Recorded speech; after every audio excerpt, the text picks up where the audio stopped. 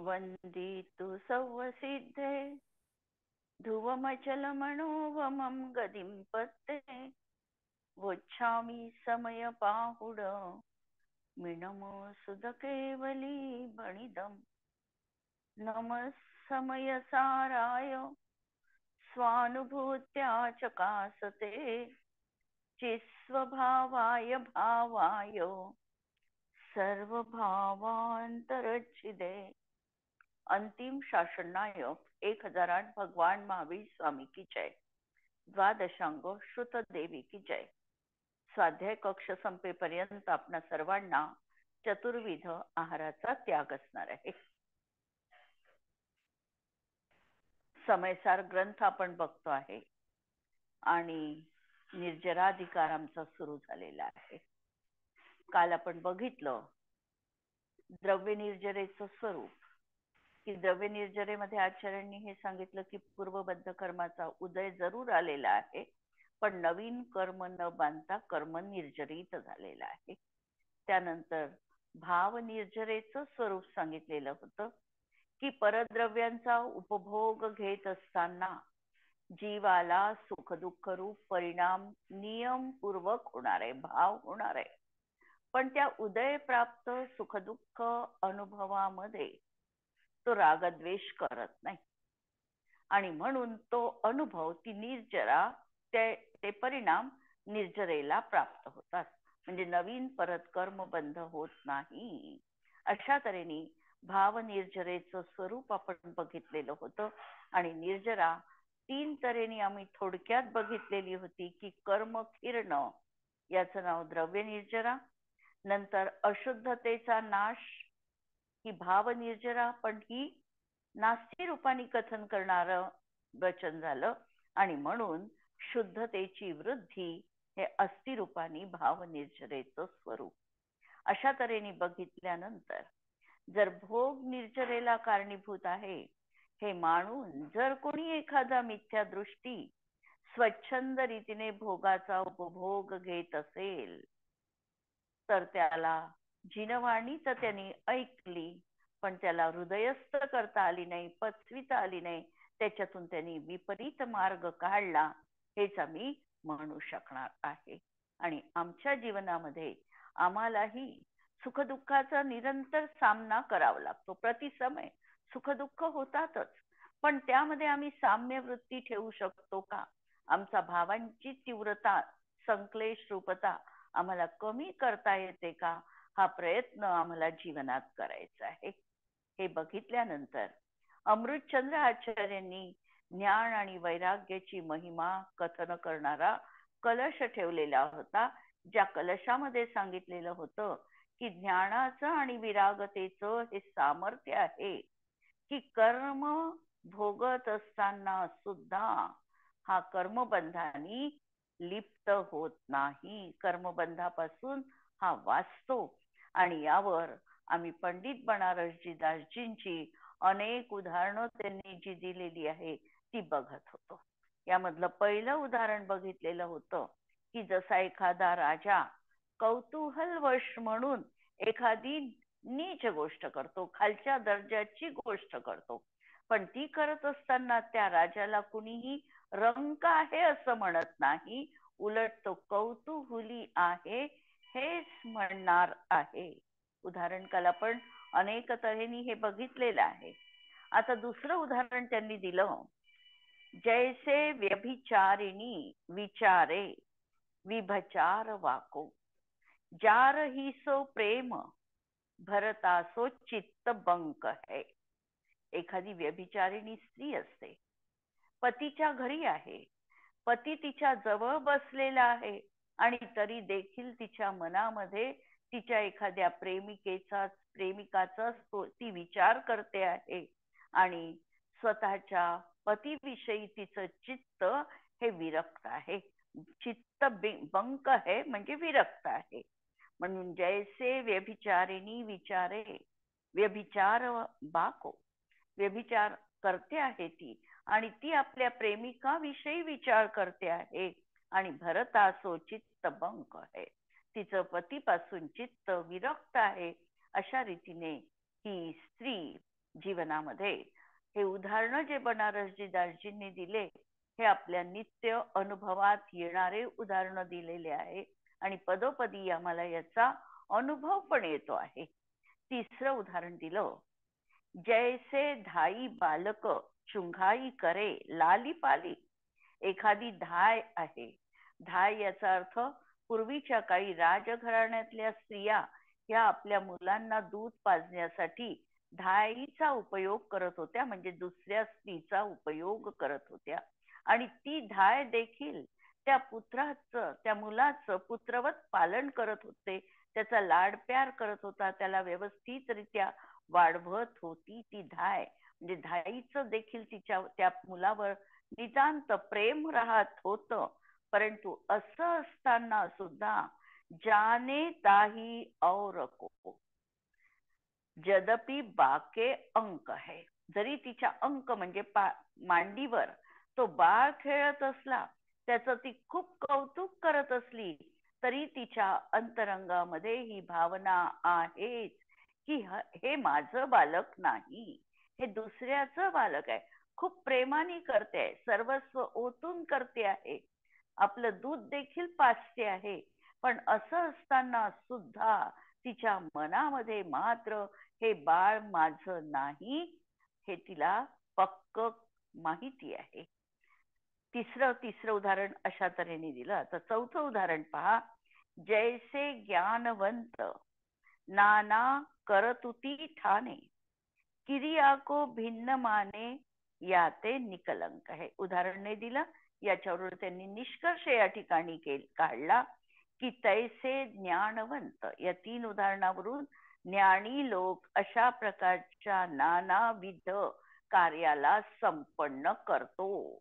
क्रिया को भिन्न माने, आणि तरी देखील अंतरंगामध्ये क्रिया भिन्न आहे आणि माझा स्वभाव भिन्न आहे. हा भाव ज्ञानीच्या जीवनात नित्य विद्यमान आहे आणि म्हणून या ते निकलंक आहे. आणि म्हणून तो निकलंक आहे, कर्मांनी बद्ध होत नाही. पहिल्यांदा 3 उदाहरणं दिली. राजाचं उदाहरण दिलं, व्यभिचारिणी स्त्रीचं दिलं आणि धाय आईचं दिलं. आता चौथं उदाहरण देतात आहे, जैसे निशी वासर कमल रहे पंख ही में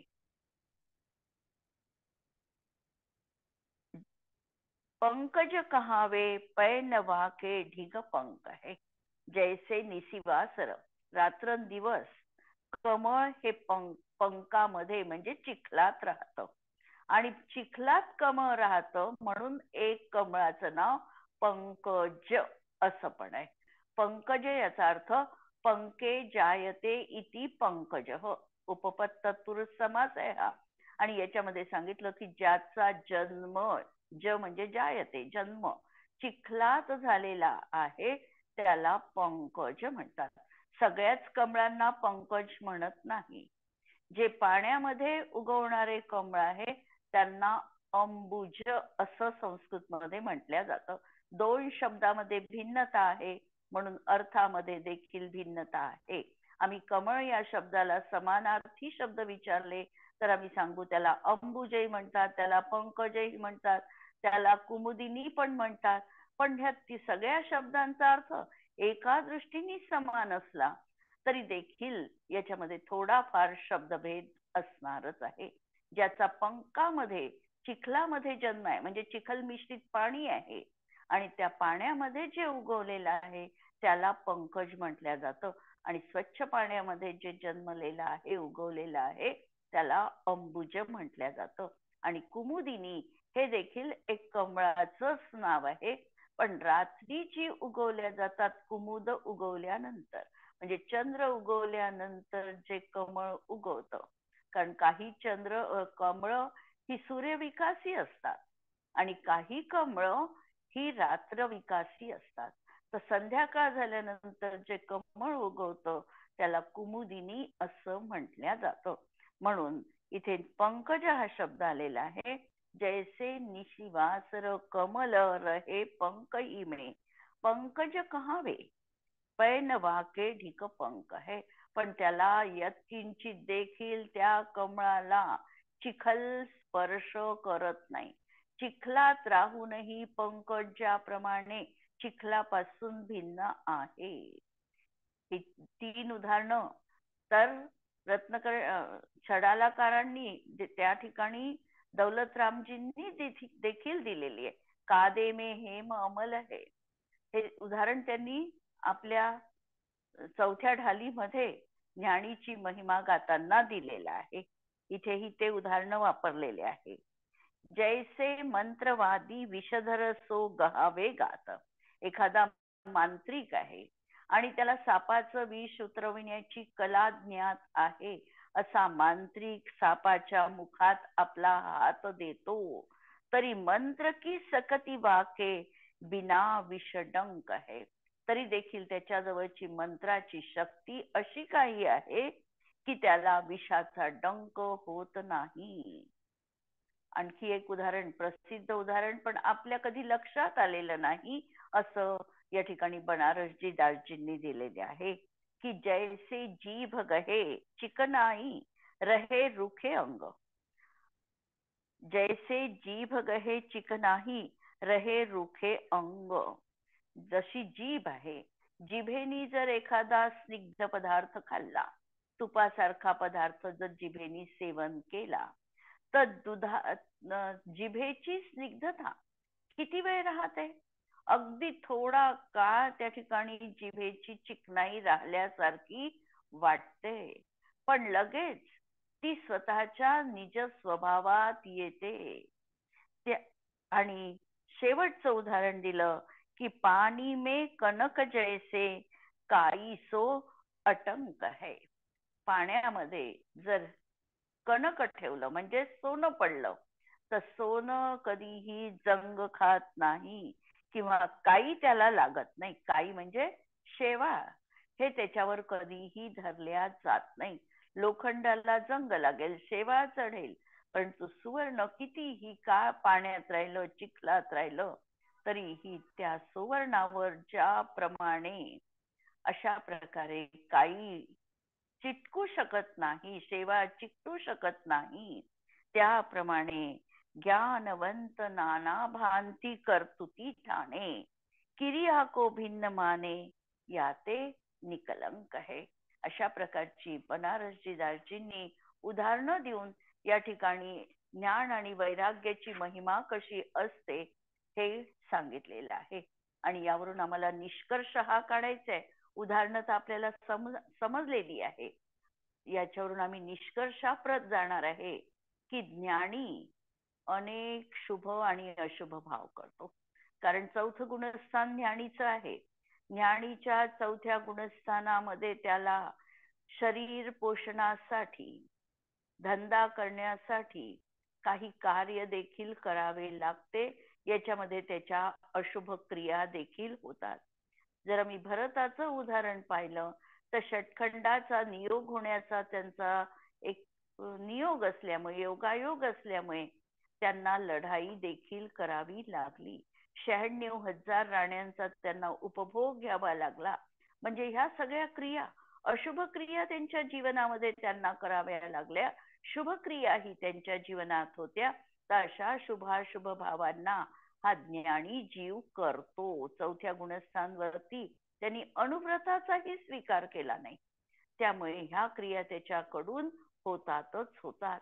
पण हे करत असताना देखील तो स्वतःला मी वेगळा आहे, हे त्याची मान्यता, ही त्याची मान्यता इतकी प्रबल आहे की तो क्रिया करत आहे.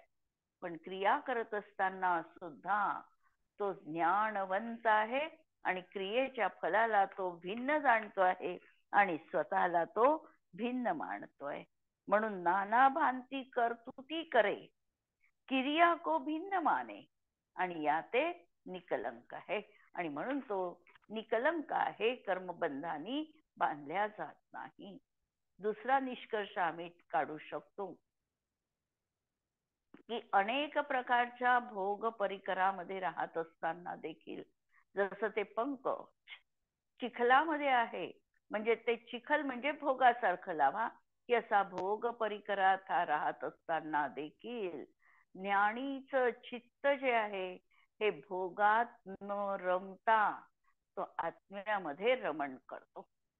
भोग आहे, भोग भोगतोही आहे, पण आसक्ती सुटून गेलेली आहे. भोग भोगायचे आहे, येऊन पडलेले आहे, हे मला भोगणं क्रम प्राप्त आहे, अशा उदासीन रूपाने तो भोग भोगत आहे. आणि म्हणून त्याचं चित्त हे भोगामध्ये लागतच नाही आणि सतत आत्मतत्वामध्ये तो रममाण असतो. तिसरा निष्कर्ष आम्हाला काढता येईल की ज्ञानी शुभाशुभ भावांचा भोग भोगताना सुद्धा त्या भावांचा तो करता आणि भोगता मानत नाही. स्वतः तो मी करता आहे, मी हे भोग करतो आहे आणि मी याचा स्वामी आहे, अशा प्रकारची पराविषयीची कुठलीही कर्तृत्वाची आणि भोक्तृत्वाची भावना त्याच्या जीवनामधून संपलेली आहे. भलाई त्याच्या जीवनामध्ये राग विद्यमान आहे भूमिकेनुसार, पण रागामधली स्वामित्व बुद्धी आणि कर्तृत्व बुद्धी, रागाचा मी करता आहे ही बुद्धी संपलेली आहे आणि राग माझा आहे, राग चांगला आहे ही बुद्धी देखील त्याची जीवनामध्ये नाही आणि म्हणून त्याला कर्मबंध होत नाही.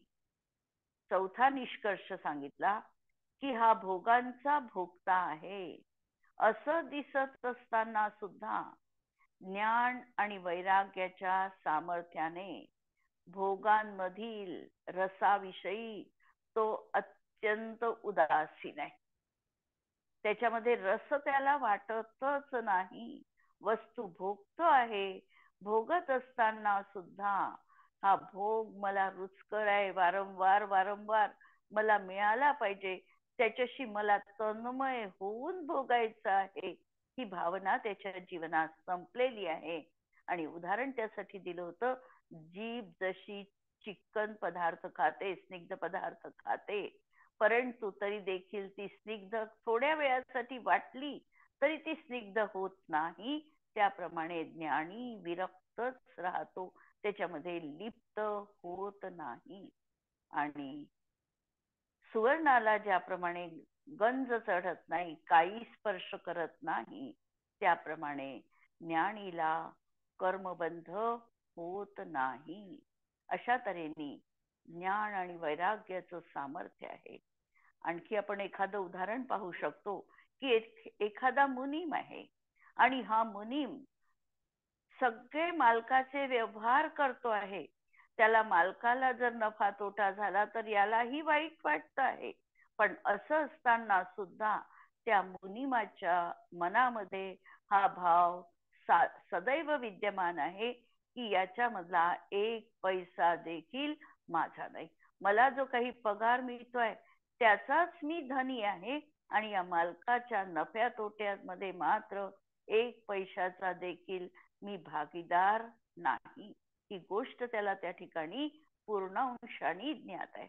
व्यवहारामध्ये अशी अनेक उदाहरणं दिसतील की कर्तव्य बुद्धीने तर अनेक गोष्टी आम्ही करतो आहे, परंतु त्यामध्ये आसक्त न होता निरासक्त राहून हा भाव जीवनामध्ये अशा प्रकारे ज्ञानाच्या सामर्थ्यावर, तत्वज्ञानाच्या सामर्थ्यावर, विरागतेच्या सामर्थ्यावर जोपासता येऊ शकतो. आणि यानंतर ज्ञान आणि वैराग्याचं सामर्थ्य दाखविणाऱ्या 2 गाथा आम्हाला अमृतचंद्र कुंद भगवंतांच्या वाचायच्या आहे. 95 आणि 96 नंबरची अलग अलग आपण बघू. जह विषमुव भुंजंतो वेज्यो पुरिसो न मरणमुवयादी पोग्गलकमसुदयं तह भुंजती नेव बज्जते नाणी. जह ज्याप्रमाणे, वेज्यो पुरुषो एखादा वैद्य पुरुष आहे, तो विषमव भुंजतो विष उपभोगत असताना देखील मरणम न वयादी मरणाला प्राप्त होत नाही. जसा एखादा विषवैद्य असतो, विषवैद्य त्याला म्हणायचं की ज्याला त्याला विषाची मात्रा रोग्याला किती द्यायची हे ज्ञात आहे आणि त्याला पूर्ण सामर्थ्याने माहिती आहे की कोणत्या रोगावर याचा उतारा असणार आहे, कोणत्या रोगावर हे विष कार्यकारी असणार आहे. त्या प्रमाणात आणि तेवढ्याच प्रमाणात जर त्याला ते मिळालं तर त्या विषाचा उपयोग हा औषधाप्रमाणे पण होऊ शकतो. या ठिकाणी उदाहरण दिलं की वैद्य आहे, त्याला माहिती आहे, तो विष खातो पण आहे, पण त्याला त्याच्याविषयीचा उतारा माहिती आहे आणि म्हणून तो त्याला मरणाला प्राप्त होत नाही. त्याप्रमाणे ज्ञानी पुद्गल कर्माच्या उदयाला भोगतो, तथापि बद्ध मात्र होत नाही. इतिहासामध्ये एक प्रसिद्ध असं उदाहरण आलेलं आहे की चाणक्य आणि चंद्रगुप्त यांचं. चाणक्याला बिहारचं राज्य पाहिजे होतं आणि त्यासाठी त्यांनी चंद्रगुप्ताला प्रशिक्षण द्यायला सुरुवात केलेली होती की नंद राजाला या ठिकाणी काढून हा चंद्रगुप्त तिथे कसा राजा बनेल. आता हा राजा बनत असताना त्या काळामध्ये विषकन्यांचा देखील उपयोग हेरगिरीसाठी करत होते. ती विषकन्या जर राजाच्या संपर्कात आली तर राजाचा मृत्यू हा अटळ राहत होता आणि त्यासाठी चाणक्याने एक युक्ती केली. ती युक्ती अशी की चाणक्याने चंद्रगुप्ताला दररोज थोड्या थोड्या थोड्या प्रमाणामध्ये विष द्यायला सुरुवात केली. त्याचं जे जेवण होतं ते विषाक्त जेवण होतं. ते विष पचल्यानंतर विषाची मात्रा वाढवायची की जेणेकरून विषकन्येचा जरी यांनी स्वीकार केला तरी देखील चंद्रगुप्ताचा मृत्यू होणार नाही आणि त्या दृष्टीने त्यांनी त्याला तशा प्रकारे बनविलेलं होतं. एक दिवस हे माहिती कसं झालं, ही गोष्ट वास्तविकतः त्या दोघांमध्येच होती, दोघांनाच ती ज्ञात होती. पण एक दिवस असं झालं की चंद्रगुप्ताचा मुलगा हट्ट धरून बसला की मी माझ्या वडिलांच्या ताटातला आज घास खाणार आहे, मी जेवणार आहे त्यांच्या ताटामधलंच. आणि हे होत असताना चाणक्याला आणि चंद्रगुप्ताला हे लक्षात आलं की याच्यामधला एक घास जरी त्या बालकाच्या तोंडात पडला तर बालकाचा मृत्यू अटळ आहे, मुलाचा मृत्यू पूर्ण अटळ आहे. आणि म्हणून त्याला त्यांनी त्याच्यापासून परावृत्त केलं की तू हे जेवण जेवू शकत नाही. सांगण्याचं तात्पर्य की विष देखील अशा तऱ्हेने त्यावेळेला त्या वैद्य लोकांना, ज्ञानी लोकांना तेही किती प्रमाणात द्यायचं, कशा प्रकारे समोरच्याची शक्ती आहे, ते काय प्रमाणामध्ये पचवू शकतात आणि त्याचा कसा उपयोग करून घ्यायचा जीवनामध्ये, याची कला माहिती होती. आणि म्हणून ही कला ज्याला अवगत आहे त्याच्या समोर विष देखील हे विषाक्त राहणार नाही. विष देखील विषाचा गुणधर्म सोडणार आहे या अर्थी की त्याच्यावर त्याचा काही इफेक्ट चालणार नाही. सामान्य लोकांनी विष खाणं आणि जिला त्या विषप्राशनाची सवय आहे अशा व्यक्तींनी विष खाणं याच्यामध्ये फरक पडणार आहे. हीच गोष्ट या गाथेमध्ये थोड्या वेगळ्या पद्धतीने सांगितली की एखादा वैद्य हा त्या विषाला खातो आहे पण त्याच्यामधली विषाक्त शक्ती जर काढून टाकली तर ते विष त्याच्यासाठी निर्विष बनणार आहे, काहीही इफेक्ट करत नाही. त्याप्रमाणे ज्ञानी हा पुद्गल कर्माच्या उदयाला भोगतो आहे परंतु तो कर्मानी मात्र बद्ध होत नाही. ज्याप्रमाणे कोणी एक विषवैद्य दुसऱ्या करता मृत्यूला कारणभूत असे विष प्याला असतानाही अचूक रामबाण मंत्रविद्येच्या सामर्थ्याने त्या विषाच्या शक्तीला रोखल्यामुळे मरण पावत नाही. याचा अर्थ सरळ हा आहे की ज्या काळामध्ये हे शास्त्र लिहिल्या गेलं आणि अमृतचंद्र आचार्यांनी टीका लिहिली त्यावेळेला हे प्रयोग आयुर्वेद शास्त्रामध्ये संभवनीय आहे. आजही आयुर्वेदामध्ये अनेक तऱ्हेच्या औषधांवर हे अशा प्रकारे विषाचा उपयोग केला जातो. करोना काळामध्ये देखील अशा प्रकारचा, तर करोनाचा उतारा म्हणून अशा प्रकारचा प्रयोग आपल्याला सगळ्यांना ज्ञात आहे. तर ती विषाची शक्ती जी आहे, ही विषाची शक्ती त्या समोरच्याच हरण करण्यासाठी उपयोगाला आली, त्याला मारण्यासाठी उपयोगात येणार नाही. त्याप्रमाणे रागद्वेषादी अज्ञानमय आश्रव भावाच्या सद्भावाने अज्ञानीला बंधास कारणभूत अशा पुद्गल कर्माचा उदय भोगत असताना देखील अमोघ सत्यार्थ भेद विज्ञानाच्या सामर्थ्याने, असं काही त्याच्याजवळ अमोघ शस्त्र आहे, अमोघ शस्त्र कुणालाही पराजित होणार नाही, अशा प्रकारे हे भेद विज्ञानाचं सामर्थ्य अपरास्त असं सामर्थ्य त्याच्याजवळ उपलब्ध आहे की रागादिकांच्या अभावी त्या कर्मोदयाची शक्ती रोखल्यामुळे ज्ञानी कर्मांनी बद्ध होत नाही. त्याप्रमाणे रागद्वेषादी अज्ञानमय आश्रव भावाच्या सद्भावाने, उदाहरण तर लक्षात आलं. तर रागद्वेषादी अज्ञानमय आश्रव भावाच्या सद्भावाने अज्ञानीला बंधाला कारणीभूत जो परिणाम होतो आहे, जो उदय अज्ञानीला बांधायला समर्थ ठरतोय. जसं सामान्य व्यक्तीने विष घेतलं तर सामान्य व्यक्ती मृत्यूच्या आहारी जाणार आहे, मृत्यू तिला ग्रसित करणार आहे, आणि तोच विषवैद्य मृत्यूवर विजय मिळविणार आहे. त्याप्रमाणे अज्ञानीच्या जीवनात हे रागद्वेषादी विकार, हे आश्रव भाव, हे बंधाला कारणीभूत आहे, परंतु ज्ञानीला त्याच्यामधला बंध कसा होणार नाही हे ही कला ज्ञात आहे. निरासक्त भाव कसा असावा, उदासीन रूपता कशी जीवनात असावी, हे त्याला ज्ञात आहे. आणि म्हणून पुद्गल कर्माचा भोग भोगत असताना, उदयाचा भोग भोगत असताना देखील हे असं अमोघ शस्त्र, अमोघ सत्यार्थ भेद विज्ञानाचं सामर्थ्य त्याच्या जवळ आहे की त्यामुळे रागद्वेषाच्या अभावी त्याला रागद्वेष तिथे ग्रसित करत नाही, आणि म्हणून कर्मोदयाची शक्ती त्याची रोखल्या गेली आणि कर्माने तो बद्ध होत नाही. यावरही आम्ही उदाहरण बघू शकतो की मांजर आहे आणि स्वतःच्या पिल्लालाही ती धरते आणि उंदरालाही ती धरते, पण पिल्लाला धरत असताना तिची धरण्याची पद्धत वेगळी आहे आणि उंदराला पकडत असताना तिची पद्धत वेगळी आहे.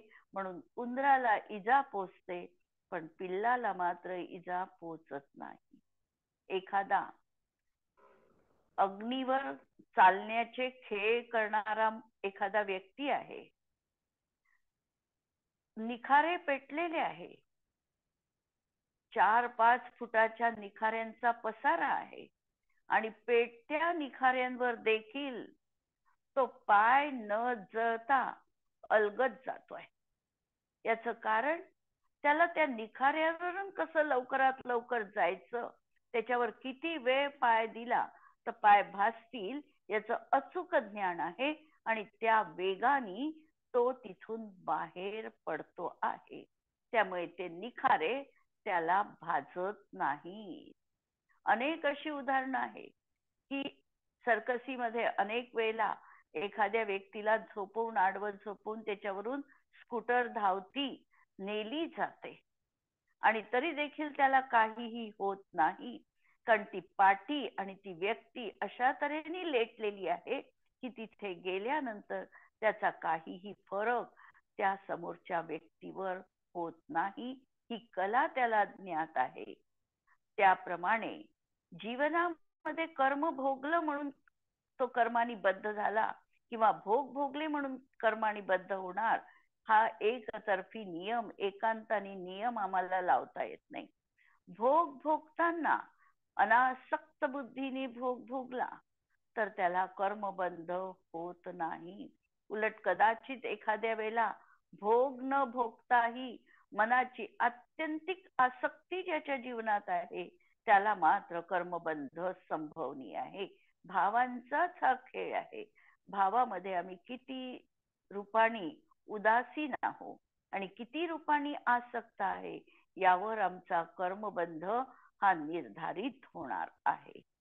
ज्याप्रमाणे भावार्थ पहा, ज्याप्रमाणे वैद्य आपल्या मंत्रविद्याच्या सामर्थ्याने विषामधील मारण्याची शक्ती नष्ट करतो आणि मरणारा कारणभूत ते विष भक्षण करूनही त्यामुळे मरण नाही, तसे ज्ञानीच्या भेदज्ञानाचे सामर्थ्य असे आहे की ते कर्मोदयामधील बंध करण्याच्या शक्तीला नाहीसे करते.